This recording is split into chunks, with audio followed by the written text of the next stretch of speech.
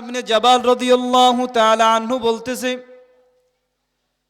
যেই আমলের ভিতরে কম পক্ষে 4টা গুণ থাকবে সেই আমল আল্লাহর দরবারে কবুল হয়ে যাবে। 1 নম্বর গুণের নাম হলো ইলম। বান্দায় ইলমের অনেক ফজিলত, ইলমের অনেক মূল্য। বান্দা যদি ইলম না থাকে, আমলটা আল্লাহর দরবারে কবুলিয়তের দরওয়াজায় যাবে না। বান্দা, আমি নামাজ আদায় করার জন্য আসলাম, কিন্তু নামাজ কিভাবে আদায় করতে হবে সেই নিয়ম পদ্ধতি আমার জানা নাই। নামাজের তাশাহুদ আমি ভালো কইরা জানি না, দরুদ শরীফ আমি ভালো কইরা জানি না, সূরা ফাতিহা আমার শুদ্ধ হয় না। এমন মুসলমান মনে হয় আপনাদের এই এলাকায় একজনও নাই। আছে? হ্যাঁ, নাকি সবাই আপনারা পারেন? পারলে আলহামদুলিল্লাহ। ইলমের কত গুরুত্ব! পয়গম্বর আলাইহিস সালাতু ওয়াস সালাম বলেন, নফল ইবাদত করার চাইতেও ইলম শেখার মর্যাদা অনেক বেশি। নফল ইবাদত করার চাইতেও ইলম শেখার মর্যাদা কি অনেক বেশি। বলে, কেউ যদি ইলমের একটা অধ্যায় শিক্ষা করে, একটা মাসালা যদি কেউ শিক্ষা করে, 1000 রাকাত নফল ইবাদতের চাইতেও বেশি সওয়াব আল্লাহ তার আমলনামায় দান করে দেয়। ইলমের গুরুত্ব এত বেশি, অথচ আমাদের ভিতরে শেখার কোনো গুরুত্ব নাই। সাহাবায়ে কিরাম রাদিয়াল্লাহু তাআলা আনহু তারা নবীজির কাছে আসতেন, আইসা জিজ্ঞেস করতেন, জিজ্ঞেস কইরা কইরা তারপরে শিখতেন। একজন সাহাবী ছিল, তিনি বলতেছে, আমি যখন নবীজির হাতে ইসলাম ধর্ম গ্রহণ করলাম তখন আমার বয়স ছিল খুব কম। মদিনায় গিয়া নবীজির কাছে অত দূরে গিয়া ইলম শেখার মতো সৌভাগ্য আমার হয় নাই, তৌফিক আমার হয় নাই, সেই সুযোগ আমার ছিল না। কিন্তু আমি পথের ধারে দাঁড়াইয়া অপেক্ষা করতাম। অনেক মানুষ, অনেক সাহাবারা মদিনা থেকে নবীজির কাছ থেকে বয়ান শুনে যখন এদিক দিয়ে আসতো, আমি তাদের কাছে জিজ্ঞেস করতাম যে আপনারা কি শিখছেন? একজনে একটা আয়াত শিখছেন, আপনি 2টা শিখছেন, আপনি নবীজির একটা কথা শুনছেন, আমাকে একটু শিখায় দেন। এরকম করতে করতে করতে করতে কোরআনের বহু সূরা, বহু আয়াত, অনেক পারা আমি এভাবেই মুখস্থ করে ফেলেছি। এখন তো সেই পথের ধারে অপেক্ষা করার প্রয়োজন হয় নাই। ঘরে ঘরে আলেমের অভাব নাই, মসজিদ মাদ্রাসার অভাব নাই। নিজের সন্তানটা আলেম, নিজের নাতি মাদ্রাসায় পড়তেছে। কই আমাদের ভিতরে তো ইলম শেখার সেই গুরুত্ব আসলো না। আল্লাহর কাছে আমরা কি জবাব দেব? পয়গম্বর আলাইহিস সালাতু ওয়াস সালাম বলেন, একটা লোক কিয়ামতের ময়দানে উঠবে, 40 বছর পর্যন্ত, 50 বছর পর্যন্ত নামাজ আদায় করছে, অথচ তার আমল নামায় একটা সিজদাও কবুল হয় নাই। বলেন তো তার অবস্থাটা কি হবে তখন? এই ফজরের ভিতরে, শীতের ভিতরে উজু কইরা ফজরের নামাজ পড়তে আসলাম, অথচ আমার আমল নামায় একটা সিজদাও নাই। এগুলো কোথায় গেল? বলে, আমার নামাজটা সেভাবে হয় নাই। আমার নামাজটা কি সেভাবে হয় নাই? এজন্য আমাদেরকে জানতে হবে, শিখতে হবে যে কোনভাবে ইবাদত করলে আল্লাহ তাআলা কবুল করেন, কোনভাবে ইবাদত করলে আমি জান্নাত লাভ করতে পারব। কি আমাদের জানার দরকার আছে না নাই? হযরত মুআয ইবনে জাবাল রাদিয়াল্লাহু তাআলা আনহু বলেন, যে আমলের ভিতরে 4টা গুণ থাকবে সেই আমল আল্লাহর দরবারে কবুল হয়ে যাবে। 1 নম্বর গুণের নাম হলো ইলম। 1 নম্বর গুণের নাম কি? ইলম। এই ইলমে দ্বীন আমাদেরকে শিক্ষা করতে হবে। মুসলমান ইমানদার আল্লাহর গোলাম, ইলমে দ্বীন শিক্ষা করার গুরুত্ব আমাদের ভিতরে নাই। আমরা নিজেরাও শিখতে চাই না, সন্তানদেরকেও ইলমে দ্বীন শিখাইতে চাই না। শিখাইতে চাই না, তার কারণ কি? অনেকেই বলে, হাফেজ বানাবো, হাফেজ হওয়ার পরে কি করবে? মাওলানা বানাবো, মাওলানা হওয়ার পর কি করবে? মসজিদে চাকরি করবে। তাদের কথারও গুরুত্ব আছে, কথা ফালাই দেওয়ার মতো না। মসজিদে চাকরি করবে, বেতন কত? 6000, 7000, 10,000ই নেলে এ দিয়ে কেমনে চলবে? কি কথা ঠিক না? তাদের কথাও ঠিক আছে। এই কারণে তারা আর ইলম শিখায় না। সমস্যা নাই, আপনি ডাক্তার বানাবেন, কোনো বাধা নাই। ইঞ্জিনিয়ার বানাবেন, আলহামদুলিল্লাহ, খুব ভালো, কিন্তু তাদেরকে দ্বীনি শিক্ষা যতটুকু দুনিয়ায় চলার জন্য প্রয়োজন ততটুকু তো শিক্ষা দেওয়া উচিত আমাদের। এটা তো আমাদের কর্তব্য, দায়িত্ব। অথচ ইলম শিক্ষা দিলে কত লাভ হবে, দুনিয়াতেও লাভ, আখিরাতেও লাভ। আপনাদের ইমাম সাহেব বলছিল একটু আগে যে কিয়ামতের ময়দানে কোরআনে হাফেজদের মাতা পিতা যারা থাকবে তাদেরকে আল্লাহ তাআলা নূরের মুকুট পরায়া দিবেন।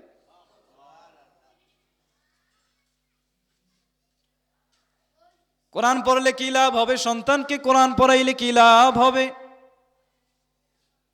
হযরত ঈসা আলাইহিস সালাতু ওয়াস সালাম রাস্তা দিয়ে চলতেছে, তাকায় দেখতেছে একটা কবরের ভিতরে আযাব হয়।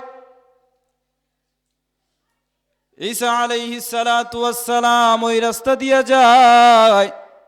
কয়েকদিন পরে ঈসা নবী আবার ওই রাস্তা দিয়েই যাইতেছে, কিন্তু আজকে তাকায় দেখতেছে যেই কবরের ভিতরে কয়েকদিন আগে দেখছিলাম আযাব চলতেছে, আজকে তাকায় দেখতেছি সেই কবর থেকে মিশকের ঘ্রাণ পাওয়া যায়।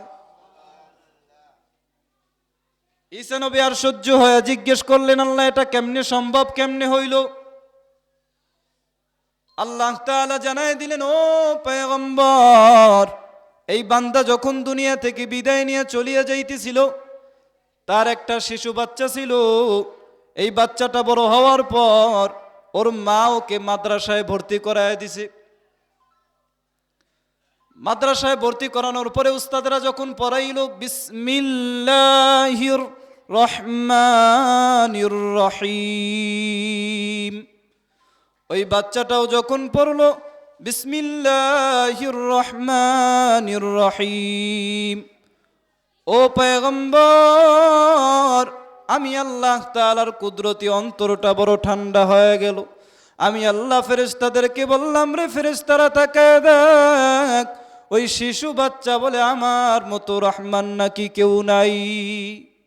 ওই শিশু বাচ্চা বলে আমার মতো দয়াময় নাকি কেউ নাই। ও ফেরেশতা, আমি আল্লাহ যদি দয়াময় হই তাহলে আমি আল্লাহ কেমন করিয়া কবরের ভিতরে আযাব দিব? ও ফেরেশতারা তাড়াতাড়ি গিয়ে দেখো ওই শিশু বাচ্চাটার মা বাবা আত্মীয় স্বজন কেউ কবরের ভিতরে আছে কিনা। কবরে আযাব থাকলে আযাব বন্ধ করিয়া দিয়া জান্নাতের বিছানা বিছায়া দাও। ইলম শিখাইলে লাভ আছে না নাই? আরে মুসলমান ইমানদার, আমাদেরকেও ইলম শিক্ষা করা লাগবে। বলে হুজুর এখন বয়স হয়ে গেছে, এখন আর শিখতে পারি না। এই কথা বইলা আল্লাহর কাছে পার পাওয়ার কোনো সুযোগ নাই। যতদিন দুনিয়াতে আসি না পারি চেষ্টা তো করতে হবে।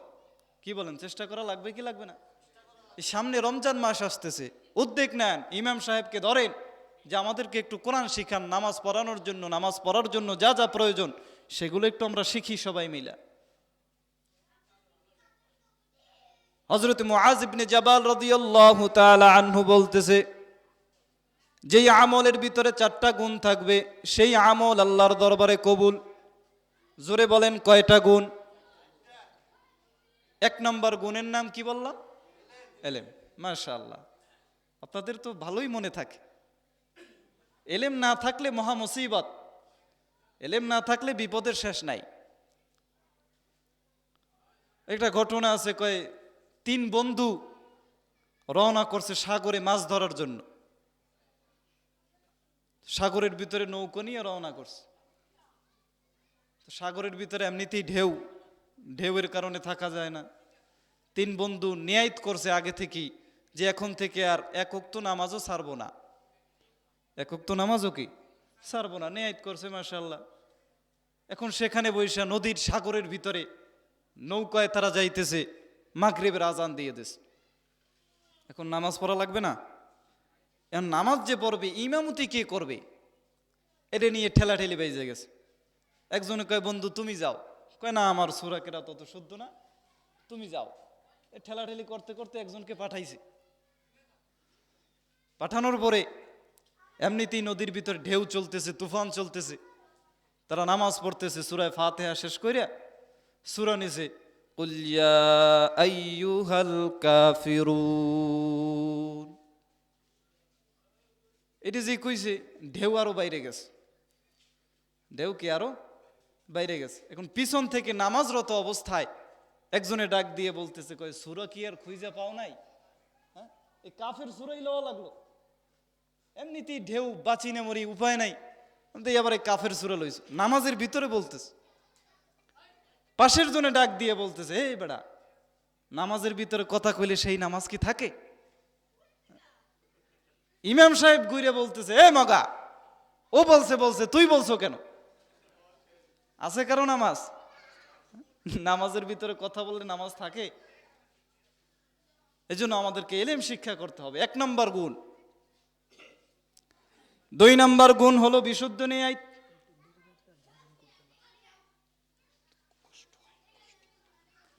2 নম্বর গুণের নাম হলো বিশুদ্ধ নিয়ত। পয়গম্বর আলাইহিস সালাতু ওয়াস সালাম বলেন, ইন্নামাল আ'মালু বিন্নিয়াত, সমস্ত আমল ওই নিয়তের উপরে নির্ভরশীল।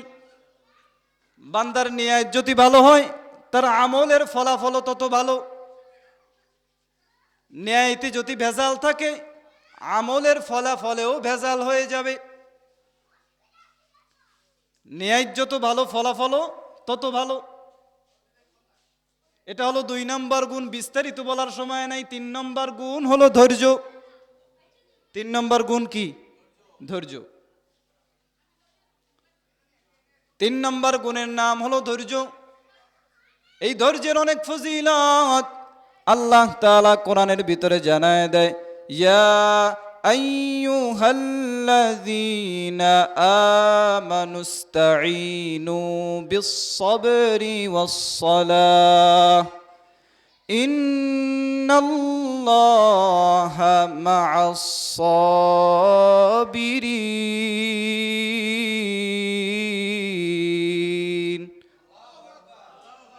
আল্লাহ তাআলা বলে, বান্দা আমি আল্লাহর কাছে সাহায্য চাও 2টা জিনিসের বিনিময়। 1 নম্বর হলো ধৈর্য, 2 নম্বর হইল নামাজ। 1 নম্বর কি? ধৈর্য। আমাদের যত বিপদ আসে, বালা মুসিবত আসে, আমরা সাহায্য চাইব কার কাছে? আল্লাহর কাছে। 1 নম্বরে ধৈর্যের বিনিময়ে সাহায্য চাও এবং নামাজের বিনিময়ে সাহায্য চাও। আমি আল্লাহ তাআলা অবশ্যই ধৈর্যশীলদের সঙ্গেই থাকি। এরে মুসলমান ইমানদার, ধৈর্যের অনেক ফজিলত। এই ধৈর্য ধারণ করলে আল্লাহ তাআলা দুনিয়াতেও বান্দার মাকাম বাড়ায় দিবে, আখিরাতেও আল্লাহ তাআলা বান্দার মাকাম বাড়ায় দিবে। একজন আল্লাহর ওলি ছিল আবুল হাসান খিরকানি রহমাতুল্লাহি আলাইহি। অনেক বড় বুজুর্গ। তো একজন যুবক তার কাছে মুরিদ হওয়ার জন্য রওনা করছে। অনেক দূরে বাসায় যাওয়ার পরে সালাম দিছে, পীর সাহেব হুজুর কি বাসায় আছে? কিন্তু পীর সাহেব হুজুর বাসায় নাই। তার বাসায় ছিল তার স্ত্রী। স্ত্রী আবার কর্কশ, অন্যরকম থাকে না, ভালো মানুষের ঘরে অনেক জোটে না, বোঝেন তো বিষয়টা। তো সেই স্ত্রী, সে গালিগালাজ করতেছে, কর্কশ ভাষায় কথা বলতেছে। এই কথা শুনিয়া ওই যুবকের মনটা খারাপ হয়ে গেছে, যে আসলাম আল্লাহর ওলির কাছে বয়াত হওয়ার জন্য, তা আল্লাহর ওলি শুনছি এত বড় পীর, তার স্ত্রী এত খারাপ কেন? মন খারাপ করে, না, এ জায়গায় মুরিদ হওয়া যাবে না। তার স্ত্রীরই সে মুরিদ বানাইতে পারে নাই, আমারে আর কি মুরিদ বানাবে। রওনা করছে। প্রতিমধ্যেই লোকদের সাথে সাক্ষাৎ, কি ব্যাপার, এই ব্যাপার, ঠিক আছে একটু অপেক্ষা করো, আল্লাহর ওলি জঙ্গলার ভিতরে গেছে, আসলে তার সাথে সাক্ষাৎ করে যাও। ঠিক আছে, অপেক্ষা করতেছে। হঠাৎ করে তাকায় দেখতেছে, দূর থেকে দেখা যায় একটা আল্লাহর বান্দা বাঘের পিঠে চড়িয়ে আসতেছে। সুবহানাল্লাহ কয় না? দেখছেন? একটু সামনে আসার পরে তাকায় দেখতেছে তার হাতের ভিতরে একটা লাঠির মতো সাপ দেখা যায়। ওই অবস্থা দেখিয়া যুবক তো বড় ভয় পেয়ে গেল, এটা আবার কেমন মানুষ যে বাঘের পিঠে চড়িয়ে আসে এবং হাতে আবার সাপের মতো একটা লাঠি। আল্লাহর ওলি ডাক দিয়া বলতেছে, যুবক ভয় পাওয়ার কোনো কারণ নাই, তুমি কি জন্য আসছো? বলে, আসছি আপনার কাছে বয়াত হওয়ার জন্য, কিন্তু আপনার ঘরের অবস্থা দেখে আমার পছন্দ হয় নাই। আল্লাহর ওলি ডাক দিয়া বলতেছে, যুবক তুমি আমার ঘরের অবস্থা কত বছর পর্যন্ত দেখছো? কত বছর মানে? কয় কত মাস পর্যন্ত দেখছো? কয় কত মাস টাস কিছুই না। বলে কত সপ্তাহ পর্যন্ত? বলে কত সপ্তাহ না। বলে কয়েক ঘন্টা পর্যন্ত? বলে কয়েক সেকেন্ড। কয়েক সেকেন্ডের জন্য আপনার ঘরের অবস্থা শুনছি আমি। আল্লাহর ওলি ডাক দিয়ে বলতেছে, কয়েক সেকেন্ড আমার ঘরের অবস্থা দেখিয়েই তুমি সহ্য করতে পারো নাই, ধৈর্য ধরতে পারো নাই, তোমার মাথা গরম হয়ে গেছে। অথচ এই স্ত্রীকে নিয়া বছরের পর বছর আমি সংসার করতেছি, জীবন চালাইতেছি, ধৈর্য ধারণ করেছি, আর আল্লাহর কাছে দোয়া করেছি আল্লাহ যেন তারা হেদায়েত দান করে। এই যে ধৈর্য ধরেছি, এই ধৈর্য ধরার কারণে আল্লাহ তাআলা আমাকে এত নিয়ামত দান করেছেন, আল্লাহ তাআলা আমাকে এত নিয়ামত প্রাপ্ত করেছেন যে বাঘ আমার গোলাম বানায় দিয়েছে, সাপ আমার হাতের লাঠি বানায় দিয়েছে। এই ধৈর্যের কারণে আল্লাহ তাআলা আমাকে এত মর্যাদা দান করলো। এরে মুসলমান ইমানদার, আমাদের ভিতরে ধৈর্য নাই। বান্দা একটু বিপদে পড়িয়া গেলে আল্লাহকে ভুলে যায়। আরে মুসলমান ইমানদার, ধৈর্যের অনেক ফজিলত, ধৈর্যের দৃষ্টান্ত কায়েম করেছেন হযরতে আইয়ুব আলাইহিস সালাতু ওয়াস সালাম।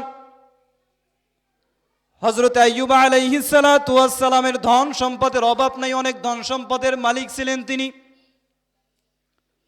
শয়তান একদিন আল্লাহর কাছে বলতেছে, আল্লাহ আপনার আইয়ুব কেন আপনার ইবাদত করে জানেননি? বলে কেন? বলে তার এত ধন সম্পদ আছে, এজন্যই আপনার ইবাদত করে, ধন সম্পদ না থাকলে আপনার ইবাদত করতো না। এ কথা কে বলে? শয়তান। কে বলে? শয়তান। আল্লাহ বলতেছে, ঠিক আছে দেখি পরীক্ষা কইরা। আল্লাহর হুকুমে আইয়ুব আলাইহিস সালাতু ওয়াস সালামের সব ধন সম্পদ আল্লাহ নিয়ে নিলেন। এই ধন সম্পদ নেওয়ার পর আইয়ুব আলাইহিস সালাতু ওয়াস সালাম আল্লাহর শুকর আদায় করে বলে, আলহামদুলিল্লাহ। কি বলে? জোরে বলেন, কি বলছে? শয়তান বলতেছে নাউজুবিল্লাহ না কইবেন? আলহামদুলিল্লাহ কেন কইলেন? আইয়ুব আলাইহিস সালাতু ওয়াস সালাম বলতেছে, আলহামদুলিল্লাহ বললাম তার কারণ হইল, আমার যখন ধন সম্পদ ছিল মাথার ভিতরে টেনশন, ঠিক মতো আল্লাহর ইবাদত করতে পারতাম না, সময় দিতে পারতাম না টেনশনের কারণে। এখন আমার ধন সম্পদও নাই, টেনশনও নাই, এখন আমি সব সময় আল্লাহর ইবাদতে সময় দিতে পারবো। শয়তান দেখতেছে কাজ হয় না, এতেও কাজ হইতেছে না।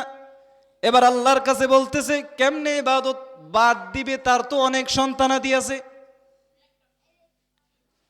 আল্লাহ তাআলা বলতেছে, ঠিক আছে পরীক্ষা শুরু হোক। আইয়ুব আলাইহিস সালাতু ওয়াস সালামের বংশে আল্লাহ এমন একটা রোগ দিলেন, সব সন্তানগুলো দুনিয়া থেকে বিদায় হয়ে গেল।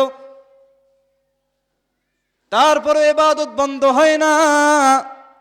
এবার শয়তান বলতেছে, সে তো ইবাদত করবেই, কারণ তার শরীর তো সুস্থ। আল্লাহ তাআলা বলতেছে, ঠিক আছে আরো পরীক্ষা শুরু হোক। আইয়ুব আলাইহিস সালাতু ওয়াস সালামের শরীরে আল্লাহ তাআলা এমন একটা রোগ দান করলেন, এমন একটা বসন্ত রোগ দান করলেন যে শরীরের সর্বশরীরে পোকা ধরিয়া গেল, পচন ধরিয়া গেছে, দুর্গন্ধের কারণে এলাকার কেউ টিকতে পারে না। এমন এক রোগ আল্লাহ তাআলা তাকে দান করলো। হযরত আইয়ুব আলাইহিস সালাতু ওয়াস সালাম, হাদিসের ভিতরে বলা হয়েছে, এই রোগাক্রান্ত অবস্থায় জীবনের 18 বছর অতিবাহিত করেছে। কয় বছর? 18 বছর।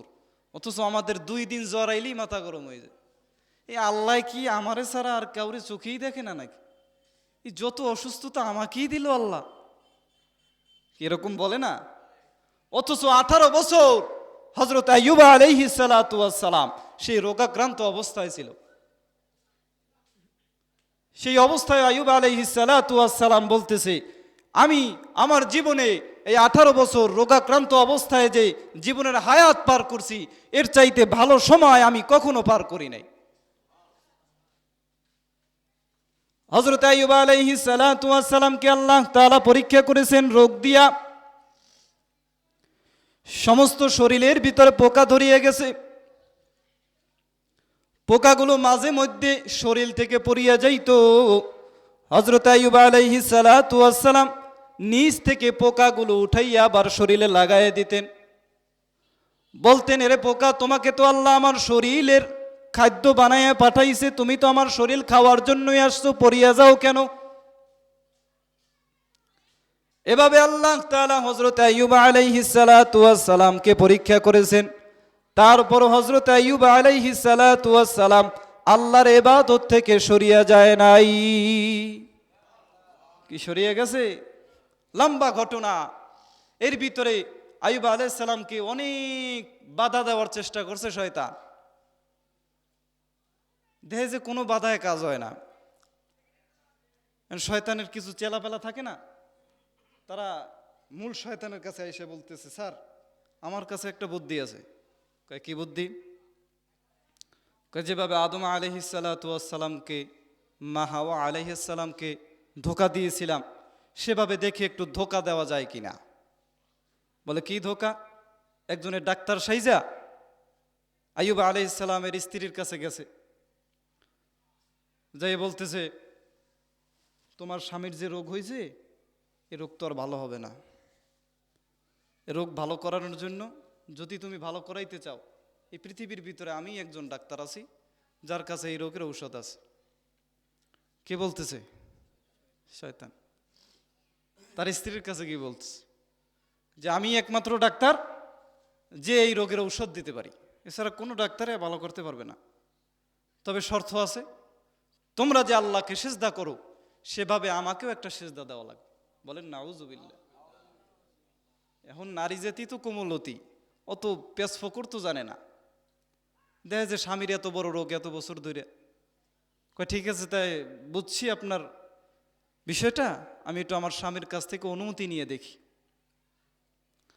আইয়ুব আলাইহিস সালামকে গিয়ে বলতেছে, এভাবে এভাবে একজন ডাক্তার আসছে, বলছে তার কাছে ঔষধ আছে, দিলেই আপনি ভালো হয়ে যাবেন। শর্ত হইল তাকে একটা সিজদা করা লাগবে। এখন আইয়ুব নবী তো বুঝতে পারছে এ কাজ কার? শয়তানের। আইয়ুব আলাইহিস সালাতু ওয়াস সালাম বলতেছে, এ কাজ তো মানুষের না, এটা তো শয়তানের কাজ। তুমি মুখের উপরে কেন তাকে নিষেধ করতে পারলা না? এটা তোমার ইমানের দুর্বলতা। আমি সুস্থ হওয়ার পরে তোমাকে 100টা বেতের আঘাত করব। কয়শোটা?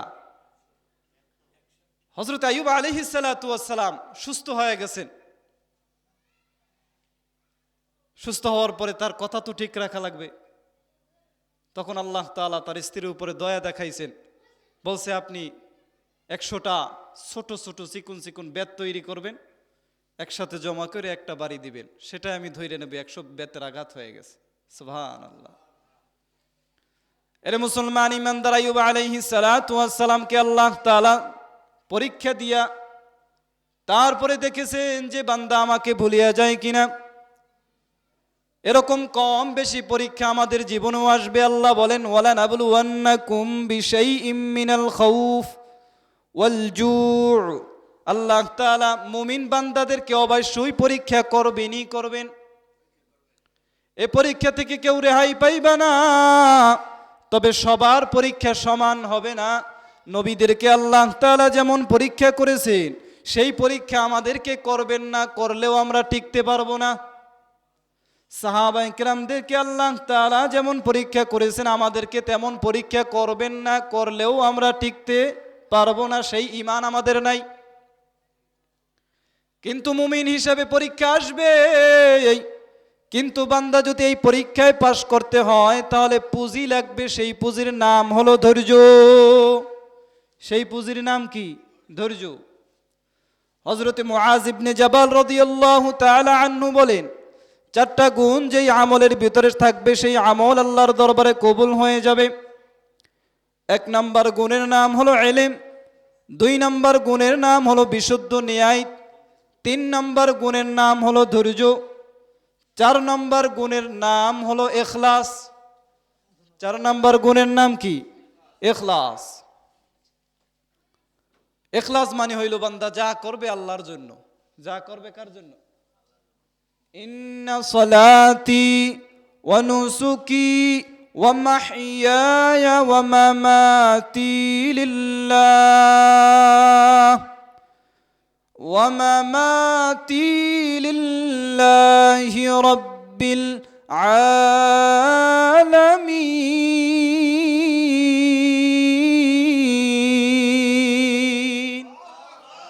বান্দা তোমার নামাজ, তোমার রোজা, তোমার হজ, তোমার যাকাত, তোমার বেঁচে থাকা, তোমার মরে যাওয়া একমাত্র কার জন্য? আরো আওয়াজ দিয়ে বলেন কার জন্য?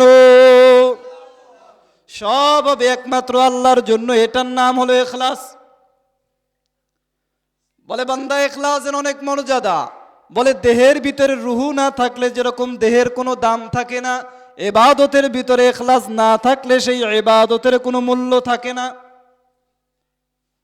এজন্য বান্দা ইখলাসের অনেক ফজিলত। এই ইখলাস আমাদেরকে অর্জন করতে হবে। বিস্তারিত বলার সময় নাই। মুসলমান ইমানদার মূল বিষয় হলো আল্লাহ তাআলা আমাদেরকে সৃষ্টি করেছে ইবাদতের জন্য। আল্লাহ তাআলা বলে বান্দা আমি আল্লাহ তোমাদেরকে ইবাদত করার জন্য বানাইলাম। বান্দা তোমাদের মূল কাজ হইল আমি আল্লাহর ইবাদত করা। তোমরা যদি ইবাদত করো, আমি আল্লাহকে খুশি করো, আমি আল্লাহ তাআলা তোমাদের জন্য পুরস্কার রাখিয়া দিয়েছি চিরস্থায়ী জান্নাতের ব্যবস্থা। আর যদি বান্দা আমার ইবাদত না করো, আমি আল্লাহকে বেজার করিয়া ওই অন্ধকার কবরে রওনা হও, আমি আল্লাহ তাআলা তোমাদের জন্য জাহান্নামের ব্যবস্থা করিয়া রাখছি। এরে মুসলমান ইমানদার আল্লাহর গোলাম, আজকে এখানে মাহফিল হইতেছে, মজলিস হইতেছে, দোয়া হইতেছে, কিন্তু কালকে এমন সময় এই মজলিস আর পাওয়া যাইবে না। কালকে এমন সময়ের এই মাহফিলের আয়োজন থাকবে না। বান্দা এখনই সময় আল্লাহকে রাজি খুশি করার, এখনই সময় দোয়া কবুল হওয়ার। এই জান্নাতের বাগানে বান্দার দোয়া কবুল হয়। এই দুনিয়া থেকে তো আমরা একদিন চলিয়েই যাব, জানা নাই কোন দিন জানি আজরাইল আসিয়া দরওয়াজায় হাজির হয়ে যাইবে, জানা নাই কোন দিন জানি মরণের ডাক। এই দুনিয়ার মায়া সারিয়া অন্ধকার কবরের রওনা দিতে হবে। এরে মুসলমান ইমানদার এখানে যারা হাজির আছি, চোখ দুটো বন্ধ করিয়া মাথাটারে নোয়াইয়া দেখি মরণের কথা স্মরণ করিয়া 2 ফোঁটা চোখের পানি সারিয়া আল্লাহর কাছে তওবা করার সুযোগ হয় কিনা। আল্লাহ তাআলা বলে রে বান্দা, কুল ইয়া ইবাদিয়াল্লাযীনা আসরাফু আলা আনফুসিহিম লা তাকুনাতু মির রাহমাতিল্লাহ। বান্দা যতই অন্যায় করো, যতই অপরাধ করো, আমি আল্লাহর কাছে তওবা করলে আমি আল্লাহ অবশ্যই তোমাকে মাফ করিয়া দিব। কারণ আমি আল্লাহর মতো দয়াময়, আমি আল্লাহর মতো রহমান কেউ নাই। আমার কাছে বান্দা চোখের পানি সারিয়া মাফ চাইলে আমি আল্লাহ খালি ফিরা দিতে পারি না। পয়গম্বর বলেন উম্মতের দল বেশি বেশি কান্না করো, চোখের পানির কারণে আল্লাহ তাআলা তোমাকে মাফ করিয়া দিবে। আরে আল্লাহর গোলাম মানিকগঞ্জের মুসলমান ও যুবক ভাই, জানা নাই কোন দিন জানি মরণ আসিয়া হাজির হয়ে যাইবে। ডানে বামে তাকায় দেখতেছি কত বন্ধু বান্ধব অন্ধকার কবরে চলিয়া গেল, কত আপনজন অন্ধকার কবরে চলিয়া গেল। প্রতিদিন মাইকে আওয়াজ হয় অমুক বান্দা দুনিয়ায় নাই। এমন একটা দিন চলিয়ে আসবে এই মসজিদের মাইকেও আপনার নাম এলান হয়ে যাইবে, আপনি আমি আর এই দুনিয়ায় থাকবো না। এই দুনিয়া সারিয়া অন্ধকার কবরের রওনা দিতে হবে। বান্দা একটু মাতারের নোয়াইয়া চোখ দুটো বন্ধ করিয়া ধ্যান করি, খেয়াল করি, চিন্তা করি, আমি যদি এখন দুনিয়া থেকে বিদায় নিয়ে চলিয়া যাই, আমার মা কান্না করবে আমার সন্তান দুনিয়া থেকে বিদায় হয়ে গেল, বাবাই কান্না করবে